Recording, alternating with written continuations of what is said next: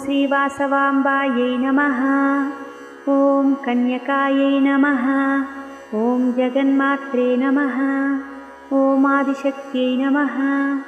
ॐ करुणयै नमः। ॐ देव्यै नमः। ॐ प्रकृतिरूपिण्यै नमः। ॐ विधात्रेयै नमः। ॐ विद्यायै नमः। ॐ शुभायै नमः। ॐ धर्मस्वरूपिण्यै नमः। ॐ वैश्यकुलोद्भावायै नमः। ॐ सर्वस्तयै नमः। ॐ नित्यायै नमः। ॐ त्यागरूपिण्यै नमः। ॐ भद्रायै नमः। ॐ वेदवेद्यायै नमः। ॐ सर्वपूजितायै नमः।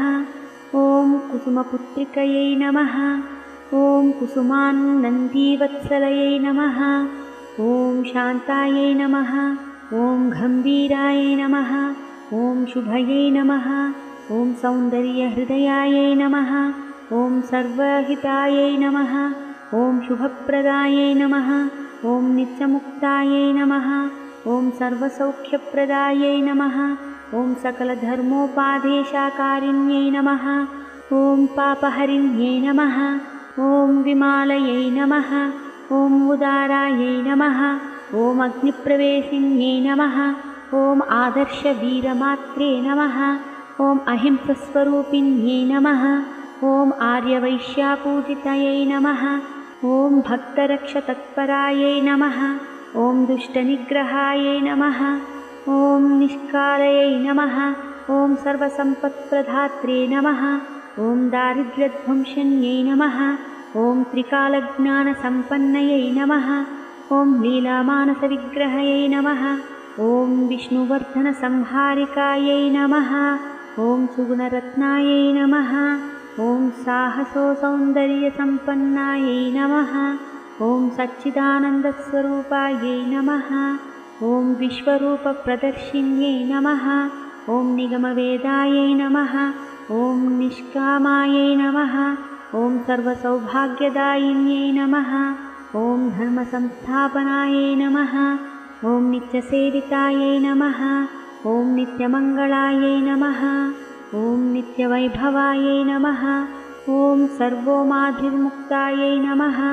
ॐ राजराजेश्वर्यै नमः। ॐ उमायै नमः। ॐ शिवपूजतत्परायै नमः। ॐ पराशक्तियै नमः। ॐ भक्तकल्पकायै नमः। ॐ ज्ञाननिलयायै नमः। ॐ ब्रह्मविष्णुशिवात्मिकायै नमः। ॐ शिवायै नमः। ॐ भक्तिगम्यायै नमः। ॐ भक्तिवश्यायै नमः। ॐ नादबिन्दुकलातीतायै नमः। ॐ सर्वोपद्रनिवारिण्यै नमः। ॐ सर्वस्वरूपायै नमः। ॐ सर्वशक्तिमयै नमः। ॐ महाबुद्ध्यै नमः। ॐ महासिद्ध्यै नमः। ॐ सहृदायै नमः। ॐ अमृतायै नमः। ॐ अनुग्रहप्रदायै नमः। ॐ आर्ययै नमः। ॐ वसुप्रदायै नमः। ॐ कलावतायै नमः। ॐ कीर्तिवर्तिन्यै नमः। ॐ कीर्तितगुणायै नमः। ॐ चिदानन्दायै नमः। ॐ चिदाधारायै नमः। ॐ चिदाकारायै नमः। ॐ चिदालययै नमः। ॐ चैतन्यरूपिण्यै नमः। ॐ यज्ञरूपायै नमः। ॐ यज्ञफलप्रदायै नमः। ॐ यज्ञफलदायै नमः। ॐ तापत्रयविनाशिन्यै नमः। ॐ श्रेष्ठय नमः। ॐ श्रीयुधाय नमः। ॐ निरञ्जनाय नमः। ॐ दीनवत्सलायै नमः। ॐ दयापूर्णाय नमः। ॐ तपोनिष्ठाय नमः। ॐ गुणातीतायै नमः। ॐ विष्णुवर्धनवधन्यै नमः। ॐ तीर्थरूपायै नमः। ॐ प्रमोददायिन्यै नमः। ॐ भोवन्दविनजिन्यै नमः। ॐ भगवत्यै नमः। ॐ अपारसौख्यदायिन्यै नमः। ॐ आश्रितवत्सलायै नमः। ॐ महाव्रतायै नमः। ॐ मनोरमायै नमः। ॐ सकलाभीष्टप्रदायिन्यै नमः। ॐ नित्यमङ्गलरूपिण्यै नमः। ॐ नित्योत्सवायै नमः। ॐ श्रीकन्यकापरमेश्वर्यै नमः। ॐ श्रीवासवाम्बायै नमः। ॐ कन्यकायै नमः। ॐ जगन्मात्रे नमः। ॐ आदिशक्त्यै नमः। ॐ करुणयै नमः। ॐ देव्यै नमः। ॐ प्रकृतिरूपिण्यै नमः। ॐ विधात्रेयै नमः। ॐ विद्यायै नमः। ॐ शुभायै नमः। ॐ धर्मस्वरूपिण्यै नमः। ॐ वैश्यकुलोद्भावायै नमः। ॐ सर्वस्तयै नमः। ॐ नित्यायै नमः। ॐ त्यागरूपिण्यै नमः। ॐ भद्रायै नमः। ॐ वेदवेद्यायै नमः। ॐ सर्वपूजितायै नमः। ॐ कुसुमपुत्रिकयै नमः। ॐ कुसुमानन्दीवत्सलयै नमः। ॐ शान्तायै नमः। ॐ गम्भीरायै नमः। ॐ शुभयै नमः। ॐ सौन्दर्यहृदयायै नमः। ॐ सर्वहितायै नमः। ॐ शुभप्रदायै नमः। ॐ नित्यमुक्तायै नमः। ॐ सर्वसौख्यप्रदायै नमः। ॐ सकलधर्मोपादेशाकारिण्यै नमः। ॐ पापहरिण्यै नमः। ॐ विमालयै नमः। ॐ उदारायै नमः। ॐ अग्निप्रवेशिन्यै नमः। ॐ आदर्शवीरमात्रे नमः। ॐ अहिंसस्वरूपिण्यै नमः। ॐ आर्यवैश्यापूजितयै नमः। ॐ भक्तरक्षतत्परायै नमः। ॐ दुष्टनिग्रहायै नमः। ॐ निष्कालयै नमः। ॐ सर्वसम्पत्प्रदात्रे नमः। ॐ दारिद्र्यध्वंसन्यै नमः। ॐ त्रिकालज्ञानसम्पन्नयै नमः। ॐ लीलामानसविग्रहयै नमः। ॐ विष्णुवर्धनसंहारिकायै नमः। ॐ सुगुणरत्नायै नमः। ॐ साहसोसौन्दर्यसम्पन्नायै नमः। ॐ सच्चिदानन्दस्वरूपायै नमः। ॐ विश्वरूपप्रदर्शिन्यै नमः। ॐ निगमवेदायै नमः। ॐ निष्कामायै नमः। ॐ सर्वसौभाग्यदायिन्यै नमः। ॐ धर्मसंस्थापनायै नमः। ॐ नित्यसेवितायै नमः। ॐ नित्यमङ्गलायै नमः। ॐ नित्यवैभवायै नमः। ॐ सर्वोमाधिर्मुक्तायै नमः। ॐ राजराजेश्वर्यै नमः। ॐ उमायै नमः। ॐ शिवपूजतत्परायै नमः। ॐ पराशक्तियै नमः। ॐ भक्तकल्पकायै नमः। ॐ ज्ञाननिलयायै नमः। ॐ ब्रह्मविष्णुशिवात्मिकायै नमः। ॐ शिवायै नमः। ॐ भक्तिगम्यायै नमः। ॐ भक्तिवश्यायै नमः। ॐ नादबिन्दुकलातीतायै नमः। ॐ सर्वोपद्रनिवारिण्यै नमः। ॐ सर्वस्वरूपायै नमः। ॐ सर्वशक्तिमयै नमः। ॐ महाबुद्ध्यै नमः। ॐ महासिद्ध्यै नमः। ॐ सहृदायै नमः। ॐ अमृतायै नमः। ॐ अनुग्रहप्रदायै नमः। ॐ आर्ययै नमः। ॐ वसुप्रदायै नमः। ॐ कलावतायै नमः। ॐ कीर्तिवर्तिन्यै नमः। ॐ कीर्तितगुणायै नमः। ॐ चिदानन्दायै नमः। ॐ चिदाधारायै नमः। ॐ चिदाकारायै नमः। ॐ चिदालययै नमः। ॐ चैतन्यरूपिण्यै नमः। ॐ यज्ञरूपायै नमः। ॐ यज्ञफलप्रदायै नमः। ॐ यज्ञफलदायै नमः। ॐ तापत्रयविनाशिन्यै नमः। ॐ श्रेष्ठय नमः। ॐ श्रीयुधाय नमः। ॐ निरञ्जनाय नमः। ॐ दीनवत्सलायै नमः। ॐ दयापूर्णाय नमः। ॐ तपोनिष्ठाय नमः। ॐ गुणातीतायै नमः। ॐ विष्णुवर्धनवधन्यै नमः। ॐ तीर्थरूपायै नमः। ॐ प्रमोददायिन्यै नमः। ॐ भोवन्दविनजिन्यै नमः। ॐ भगवत्यै नमः। ॐ अपारसौख्यदायिन्यै नमः। ॐ आश्रितवत्सलायै नमः। ॐ महाव्रतायै नमः। ॐ मनोरमायै नमः। ॐ सकलाभीष्टप्रदायिन्यै नमः। ॐ नित्यमङ्गलरूपिण्यै नमः। ॐ नित्योत्सवायै नमः। ॐ श्रीकन्यकापरमेश्वर्यै नमः। ॐ श्रीवासवाम्बायै नमः। ॐ कन्यकायै नमः। ॐ जगन्मात्रे नमः। ॐ आदिशक्त्यै नमः। ॐ करुणयै नमः। ॐ देव्यै नमः। ॐ प्रकृतिरूपिण्यै नमः। ॐ विधात्रेयै नमः। ॐ विद्यायै नमः। ॐ शुभायै नमः। ॐ धर्मस्वरूपिण्यै नमः। ॐ वैश्यकुलोद्भावायै नमः। ॐ सर्वस्तयै नमः। ॐ नित्यायै नमः। ॐ त्यागरूपिण्यै नमः।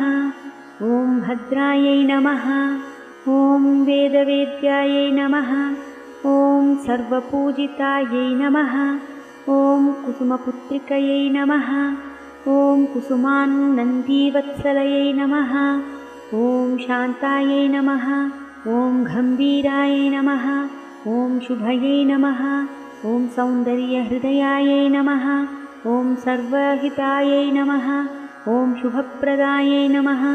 ॐ नित्यमुक्तायै नमः। ॐ सर्वसौख्यप्रदायै नमः।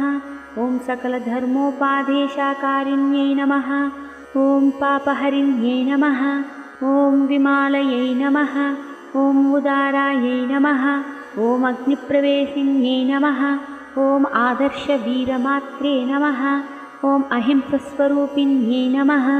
ॐ आर्यवैश्यापूजितयै नमः। ॐ भक्तरक्षतत्परायै नमः। ॐ दुष्टनिग्रहायै नमः। ॐ निष्कालयै नमः। ॐ सर्वसम्पत्प्रदात्रे नमः। ॐ दारिद्र्यध्वंसन्यै नमः। ॐ त्रिकालज्ञानसम्पन्नयै नमः। ॐ लीलामानसविग्रहयै नमः। ॐ विष्णुवर्धनसंहारिकायै नमः। ॐ सुगुणरत्नायै नमः। ॐ साहसोसौन्दर्यसम्पन्नायै नमः। ॐ सच्चिदानन्दस्वरूपायै नमः। ॐ विश्वरूपप्रदर्शिन्यै नमः। ॐ निगमवेदायै नमः। ॐ निष्कामायै नमः। ॐ सर्वसौभाग्यदायिन्यै नमः। ॐ धर्मसंस्थापनायै नमः। ॐ नित्यसेवितायै नमः। ॐ नित्यमङ्गलायै नमः। ॐ नित्यवैभवायै नमः। ॐ सर्वोमाधिर्मुक्तायै नमः। ॐ राजराजेश्वर्यै नमः। ॐ उमायै नमः। ॐ शिवपूजतत्परायै नमः। ॐ पराशक्तियै नमः। ॐ भक्तकल्पकायै नमः। ॐ ज्ञाननिलयायै नमः। ॐ ब्रह्मविष्णुशिवात्मिकायै नमः। ॐ शिवायै नमः। ॐ भक्तिगम्यायै नमः। ॐ भक्तिवश्यायै नमः। ॐ नादबिन्दुकलातीतायै नमः। ॐ सर्वोपद्रनिवारिण्यै नमः। ॐ सर्वस्वरूपायै नमः। ॐ सर्वशक्तिमयै नमः। ॐ महाबुद्ध्यै नमः। ॐ महासिद्ध्यै नमः। ॐ सहृदायै नमः। ॐ अमृतायै नमः। ॐ अनुग्रहप्रदायै नमः।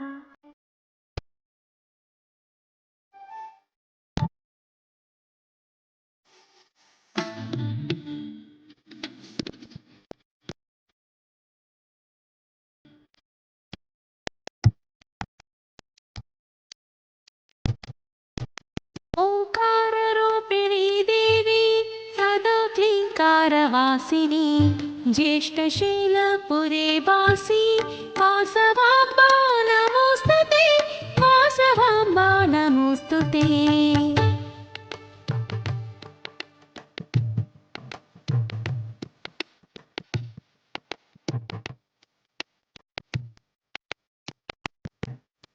नमस्तु महादेवी भक्तरूपे शुभङ्करी सुखपद्मसुधार्यन्ते वासवाम्बा नमोऽस्तुते। वासवाम्बा नमोऽस्तुते।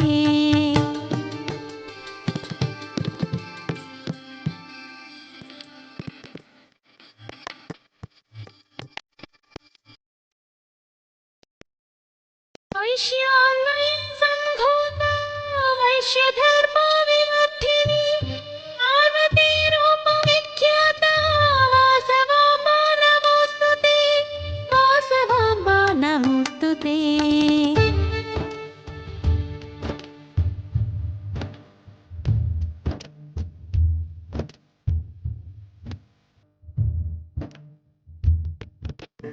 सुमश्रेष्ठी कुसुमाम्बाश्च तनया धर्मरूपिणी कल्याणरूपिणी वन्दे वासवी मातरक्ष मां वासवी मातरक्ष माम्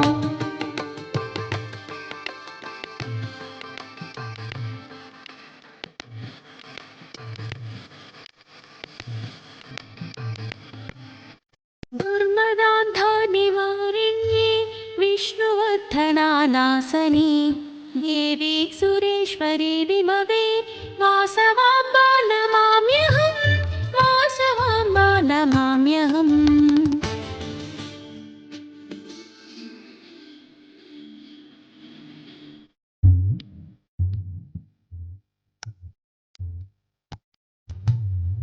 सर्वज्ञे सर्ववरदे सर्वदुष्टभयङ्करे सर्वसौभाग्यप्रदे देवी वासवाम्बा नमोऽस्तुते वासवाम्बा नमोऽस्तुते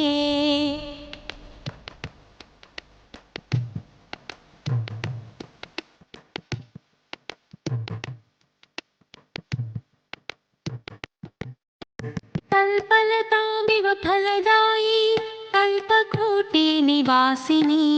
भक्तरक्षणाशीलायै कन्यकाम्बा नमोऽस्तुते कन्यकाम्बा नमोऽस्तुते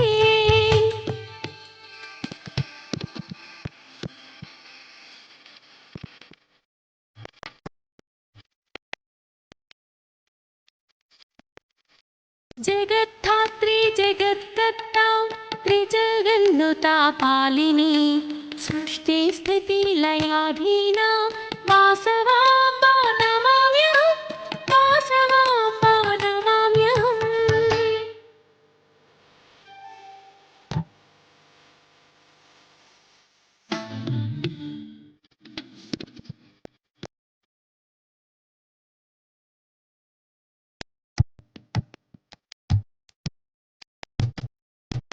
नमो देवी सुभद्रायै कन्यकायै नमो नमः शुभं कुरु महादेवी वासवाम्बा नमोऽस्तुते वासवाम्बा नमोऽस्तुते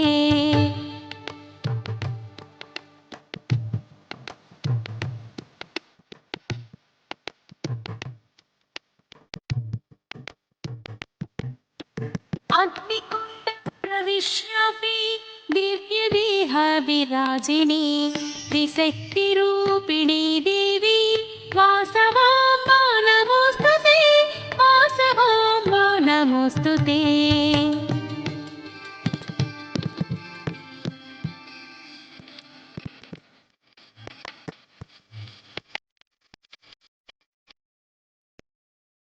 विरूपाक्षस्य भगिनी विश्वरूपा प्रदर्शनी विश्ववैश्यास्तुतिर्मोदा वासवाम्बा नमोऽस्तुते वासवाम्बा नमोऽस्तुते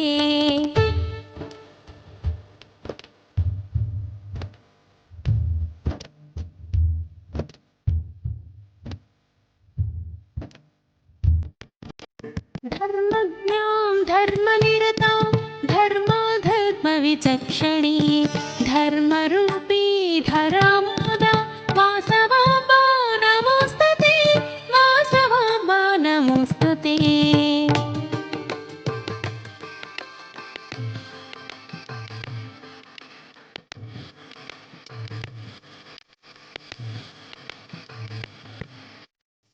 कल्याणवरदे देवी लोककल्याणकारिणी मानवती मनोतिष्ठा वासवाम्बा नमोऽस्तुते वासवाम्बा नमोऽस्तुते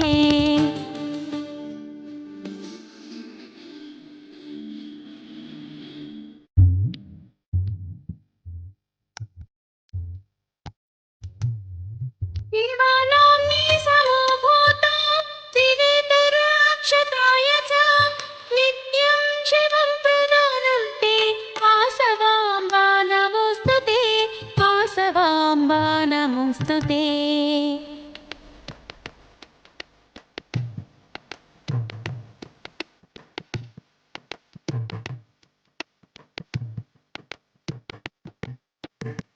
अक्षरायै महादेवी भक्तानुग्रहकारिणी कन्यका नाम सम्बोधे वासवाम्बा नमोस्तुते वासवाम्बा नमोस्तुते।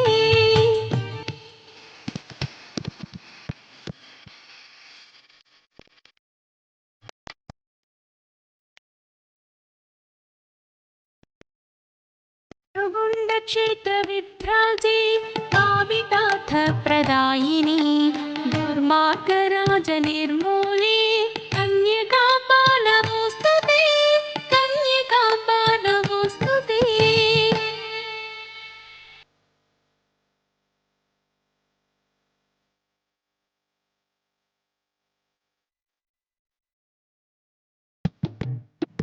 रमणीया चतुर्बाहु रत्नभूषा विराजिनी पद्मवर्ण सुशोभन्ते कन्यकाम्बा नमोस्तुते कन्यकाम्बा नमोस्तुते।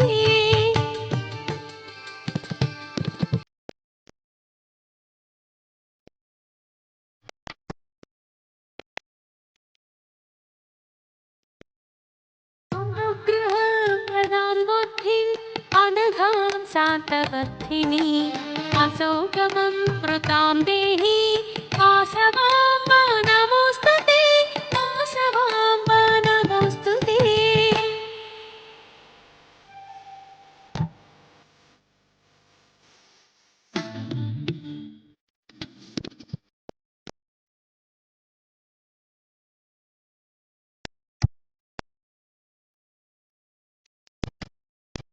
नमामि धर्मनिलयां नमामि लोकमातरं नमामि पद्महस्तां नमामि वासवाम्बिकां नमामि वासवाम्बिकाम्।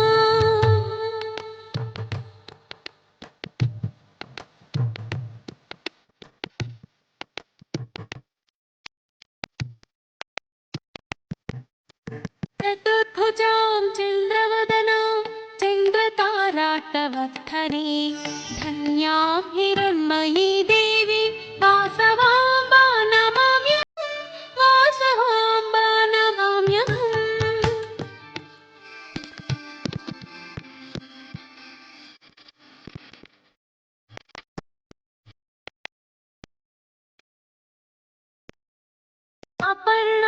अपर्णारूपसौगात्री कौसुम्भावराङ्गये कमलहस्ता च शुकः वासवी देवी वन्दनं वासवी देवी वन्दनम्।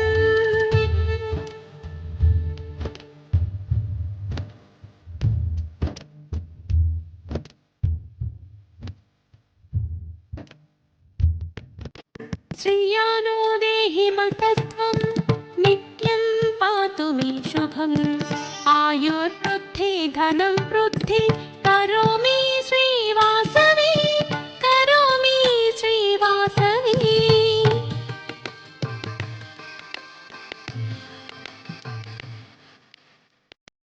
सदाशिवसमारम्भां शङ्कराचार्यमध्यमां सदाचार्यपर्यन्तां वन्दे गुरुपरम्पराम् आदिशङ्कराचार्य गुरुपरम्परा देवताभ्यो नमः। पूज्याय राघवेन्द्राय सत्यधर्मरताय जावजतां कल्पवृक्षाय नमतां कामधेनवे गुरुपरम्परा देवताभ्यो नमो नमः।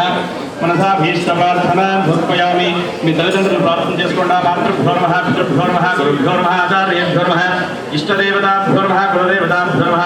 ఓం జయంతి మంగళాకాళీ భద్రకాళీ కపాలిని దుర్గా క్షమా క్షమా ధాత్రి స్వాహా సునమోసుదే సర్వస్వరూపీ సర్వేషి సర్వశక్తి సమన్వితే ధయధ్యస్రాహినో దేవి దుర్గే దేవి నమోసుదే వాసవి కన్యకా పరమేశ్వరీ దేవతాభ్యో నమో నమః। మనసా భీష్ట ప్రార్థనాన్ సమర్పయామి। దేవతాభ్యో నమః గవాంతు దేవానాం నమః కుర్వే గణాత్ర దేవతా కుమారాంజనం అడిగంటా రాజకర్మేన విద్యతే ఆత్మమైన